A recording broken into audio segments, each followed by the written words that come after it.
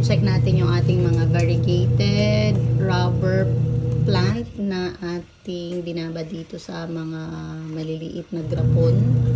So, ito yung kanyang mga ugat na. Ayan. Ito din. Oh. Lagay ko lang yan sa mga used, mga recyclable grapon. Ayan. Ito medyo kanti pa lang. So, actually, 4 yan.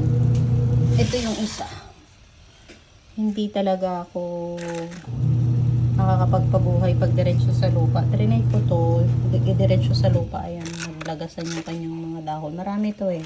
Actually, 4 yung dahon yan. Yung sa tinapon ko na. So, yan, naglagas yan sa. Hindi ko alam kung tutubo to. Pero yung nasa tubig, ayan, surviving pa naman. So, hintayin natin yan na makapag ugat ng mahaba. Or pag mahaba na yung ugat, saka natin ililipat sa paso.